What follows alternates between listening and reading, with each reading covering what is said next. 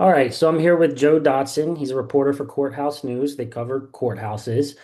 And he was in the Supreme Court room this morning for the hearing over the redistricting case. Thanks for talking to me, Joe. Hey, Brandon, happy to be here. So let's get right into it. Tell me about the vibe of the room. I said it was spicy. I thought the questions were spicy. You immediately, well, not immediately, you couldn't have your phone, but after it, you saw my tweet and were like, no, it's not spicy, you idiot. Shut up. This was normal. So just give me the vibe of how it went in your experience compared to other things.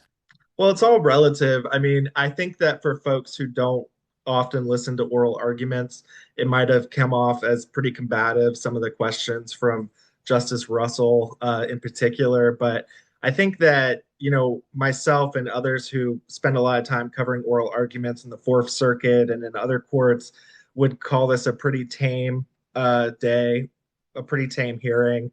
The lawyers are expected to answer a lot of questions. Their briefs is where they've already kind of had their turn to just say what their argument is.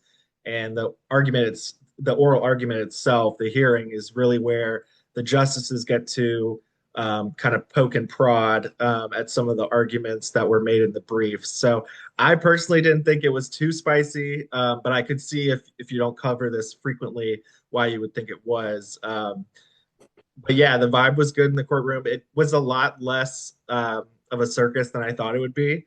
I figured just because of the national attention that this referendum got, that it would be packed, but it was pretty much just the local news folk, a couple folks from the community, I think, that were interested, and then like a lot of lawyers.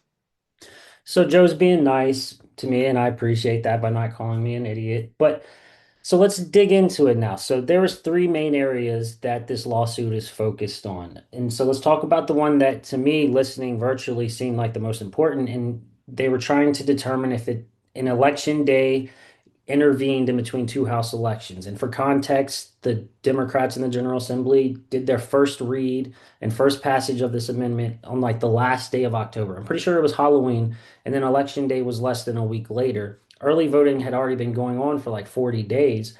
So they're trying to determine if the early voting process, which took place before anyone even knew Democrats, or it started before anyone even knew Democrats wanted to do this redistricting amendment, the judges need to determine, or the justices need to determine if that counts as voting and if the Democrats missed that window. What was the vibe that you got from the judges? Again, like you said, they were just asking questions, so we can't read too much into it. But how did that argument go down in the room? I think both you could tell from the argument and also from reading the briefs that this was kind of, to me, the juiciest of the arguments that were outlined of the three. Um, because, yeah, over, as you said, like over, I believe it was near 1 million voters had already, voted on who they want as their delegate before they had any inkling that the delegates would be pursuing such an aggressive redistricting campaign. So yeah, it really comes down to it all hinges on the definition of election. So it kind of got a little English class vibes in there for a little bit as the justices and the lawyers tried to sift through what exactly an election means when we think about the Virginia state constitution. So yeah, it really came down to whether or not an election is for the purposes of the constitutional requirement that there be an ensuing general election between the um, the readings, as you had alluded to, um, whether that just qualifies as election day or whether that qualifies as the election process, which, as we know, was open months prior in September when early voting started. So that one in particular, I thought both sides had some really good arguments about, and I could see it going either way. A lot more than, as we'll talk about later, the argument that has to do with the clerks publishing the amendment at their courthouse. Yeah, there was an interesting moment here was Justice Russell. He said at least a few of the members back in 1971 when they rewrote the Constitution said that, in quotes, the reason we have the intervening election requirement is so people will know when they vote how the incumbent members voted and allow their opponents to say they would have voted differently. Mhm. The Democratic attorney responded by saying, I don't think that statements by individual legislators, he's talking about on the floor back in 1971, can Mhm. overcome the clear text of the Constitution. So I think that's going to be a big question that they have, these justices, it's seven justices, right? Yeah, These seven justices have to come to a majority opinion on was this an intervening election or not. The Democrats' big argument today was that early votes that are cast early are not actually counted until election day. So that's right. their argument. But meanwhile, we have this one justice saying it takes away from the ability for an incumbent to say, I would have voted against that. So, Yeah. I mean, I have no idea how that's going to go. And I imagine most people can pontificate. But I definitely think that's a big argument. And it seemed like the biggest argument of the day that the justices cared about. Well, unlike, you and some of the other members of the press corps, I wasn't covering the General Assembly in 1971, so I'm not exactly sure how that floor debate went. But like a lot of legal arguments, it kind of came down to purpose versus what the actual law says, what the reading, or excuse me, like what the reading says versus what the intent was.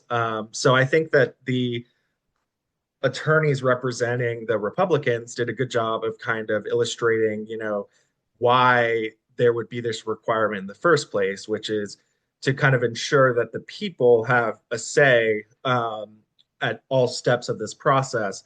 So to say that nearly a million folks would have already voted and that those folks, don't get to have their say when it comes to this redistricting on the first go around when it comes to electing delegates, I totally understand that argument from them, but I also understand the argument from the Democrats who are essentially saying everywhere in code and in law, when you talk about an election, you're talking about the actual election day. I think that the Solicitor General representing the Commonwealth brought up a good point that when we talk about residency requirements, for instance, those are based on the actual day of the election, not when early voting starts, for instance. Yeah, that's interesting. All right, I'm gonna look past the diss that you made on my age and just remind you that you're the president of our Capital Correspondents Association, so you will need my vote if you want to run again, but we'll talk about that later. Let's go on to the second, what seemed to be the most second important subject was the parameters of the special session that they advanced this amendment in. So the Democrats essentially used an old special session that they never adjourned to expand the parameters back in October of 2025 to include a special or redistricting. Originally, it was about budget stuff, and then they changed it to do at one point to talk about Trump cuts coming down from DC, and then they Right. changed it finally to do this. Mhm. So the judge, Russell, the same judge that we were already talking about, he asked the Democratic attorney, he said, you don't disagree that the General Assembly didn't follow the terms of the resolution for expanding the argument as a legal matter. He said it's irrelevant. He asked, it's irrelevant that they didn't find that or follow that. And then the Democratic attorney Matthew Seligman, he said that principle is firmly rooted in law. The justice responded by saying, so that's a yes. And Seligman, the Democrat, said that is a yes. But then he pointed out two things, talking about judicial power and compliance with legislative rules, saying there's separation of church and state, and we're looking at legislative rules here. So where can the courts come in and tell legislators how to create their own rules? So what was the debate over this like in person, and give us your perspective? I think you brought up the best point, and I think Justice McAuliffe brought it up as well. Just that it's not usually the practice of the court to tell the legislative branch how to do their business. I think that everyone who's been covering Virginia politics the last couple of years has seen this special session and kind of thought of it as kind of silly that we're in 2025 and we're still calling it the 2024 special election or special session, excuse me. um, but yeah, this was like a very coy move from Democrats to leave the door open to discussing these things. And I think what's really ironic is kind of this realization that none of this would have happened if Youngkin, excuse me, former Republican Governor Glenn Youngkin hadn't called the special session to begin with. because there's two ways to get these special sessions going. One is to get a two-thirds majority of the legislators to agree to meet at a time outside of our normal January session. And the other way is the governor calling a special session. And this, of course, was called by the governor in 2024 in relation to the BEMSDEP tuition assistance program. So it's kind of ironic that that special session has now given the Democrats a way forward with this redistricting process. But yeah, it's unquestionably beyond the scope of what was originally intended for this session. The question is more whether it's the court's job or not to decide whether that matters and kind of rule on what and when and where the legislator can conduct its business. Yeah, the justices seem to really focus on this, but they didn't seem as interested in, or it didn't seem as clear to the watcher that they were looking for that route to shut this down and overturn the vote that, kind of, I wouldn't say narrowly passed. What was it, like 3 points? That's more than what Youngkin won by in 2021. But Mhm. they definitely had some questions about this. And like people have pointed out, you can't read too much into their questions because the justice could be asking these hard questions to, solidify their opinion in favor of the person they're questioning. So then the third subject was the Could I, requirement. would you mind if I said something really quick on that? No, go for it. I was just going to say that they didn't get to talk about it very much in the courtroom because, as the justices pointed out, it doesn't matter if they won by one vote or if they won by a million votes when it comes to them making their legal analysis of the legality of the referendum. But the attorney representing the Democrats did make a point in the post hearing press conference that was held outside of the courthouse to really emphasize that a ruling that doesn't go in their favor would be invalidating the will of millions of Virginia voters who did. I think it's a very important wrinkle. You kind of try to ignore it a little bit when you're in the court situation because they don't take it into consideration. But as an observer of it, it's hard not to think about the fact that we just had a vote on this. So when we're talking about whether Virginians, were fairly given this ballot question or the procedure as to which it came to fruition, it's important to remember that Virginia voters did agree with the Democrats in this ultimately. So he made a point of emphasizing that outside of just like a ruling against them is really a ruling against the will of Virginia voters. Yeah, and I was thinking about this the other day actually, and it's a very complicated thing because it's scary to think about a panel of seven people overturning the will of millions of people, but it's also scary to think about a majority party in power essentially changing the rules or breaking the law to get whatever they want done while they have the majority. I do not want to be one of these Supreme Court justices in this case because it's a very stressful situation.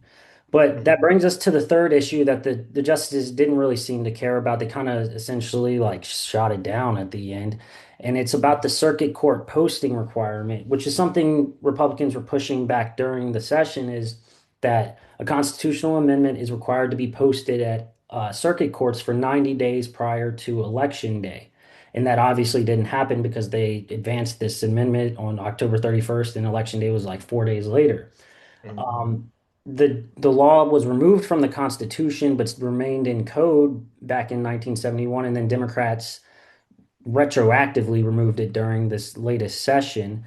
But one of the judges, or the justices, said something interesting. He said, "It would strike me as pretty extreme for us to say that one rogue circuit court clerk just refusing to post it on a courthouse wall stops the entire Commonwealth from ever considering a constitutional amendment. And that would essentially give a circuit court clerk veto power over amending the Constitution. Isn't that too extreme?" So the vibe I got, that this third ground is not really anything that the Republicans can look forward to the judges or the justices using as a reason to overturn this vote. I'm trying to find the exact quote, but there's one key sentence that kind of negates the whole argument, which is basically that this is a this requirement of the posting, it's something that they shall do. It's something that they require courts to do, and they hope courts will do. But regardless of if a court does it or not, it can't invalidate the vote Yeah. ultimately. You know what I mean? Mhm. So even if it was like a problem and it was something that a violation that shouldn't have happened, they don't have the power to enforce the alleged violation of the rules, especially not enforcing them in a way that invalidates, excuse me, the results of the election. So, as you said, I think this argument probably was given the least amount of consideration, at least during oral arguments. Who knows in briefs, or excuse me, who knows in their ruling what they'll think about it. But I think it was really funny in the courtroom, at least, folks thought it was funny when Justice McAuliffe was just kind of emphasizing that, you know, this requirement that we have news posted at the courthouse is pretty antiquated these days, considering it's pretty rare that that's where you get your news is a posting at the court.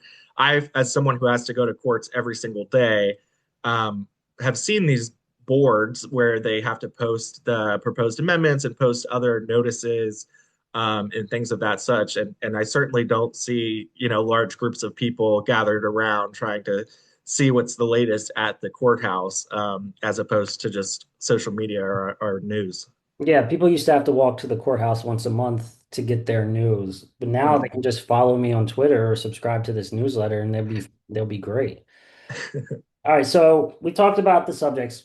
Now the question everyone wants to know is when are we going to know their answer? Like, how does this work? So I have heard a lot of silly things about this. The answer is there is no answer. And anyone who is telling you they know when this ruling is going to come out is making it up.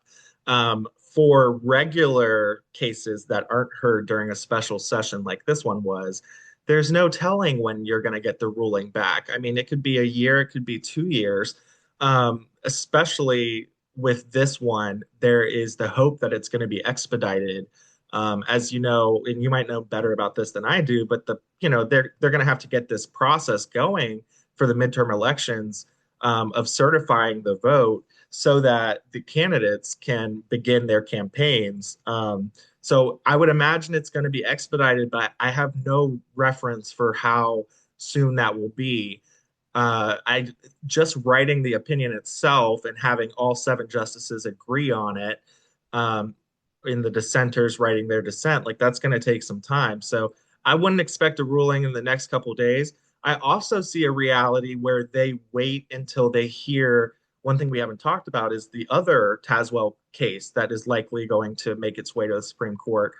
Well, they might just wait until that's done as well, and then that way they can have a comprehensive ruling, where they altogether it's nine arguments against the redistricting referendum, Yeah, where can they you can can go you ahead. actually break down that new Tazewell ruling that happened last week? Just give us a quick like summary. Yeah, so the other case that was brought in Tazewell was filed by the Republican National Committee along with some congressmen. And that one focuses a lot on the ballot questions language. So anyone who went to vote knows that, I think objectively you could say it was a partisan question. Mhm. The Democrats are the ones that got to write the question, and it was very obvious that they wrote the question. It had terms like fairness and restoring fairness and things like that that aren't the most objective way to convey what's going on. Um, I don't think I'm speaking out of turn saying that, but basically, a lot of the other arguments brought by the RNC is that they violated rules that are put in place to safeguard, you know, voters from being misled at the ballot box, and not knowing what they're voting for. So there's a there's six other arguments that are going to make their way, I believe, to the Supreme Court, that have to do with ballot questions. There was another case in Richmond that I didn't put too much weight into. On Sunday, the judge denied injunctive relief, and that was about the compactness of the actual districts. But yeah, this other Tazewell case, I think we will have an oral argument at the Supreme Court of Virginia, so we'll do this all again. And I wouldn't be surprised if the justices wait until that is over to issue a ruling where they can comprehensively um, say whether or not this was all legal. That makes sense. That makes sense. All right, well, Joe Dodson, Courthouse News Service, I appreciate your time, man. Thanks for having me, Brandon. Appreciate it.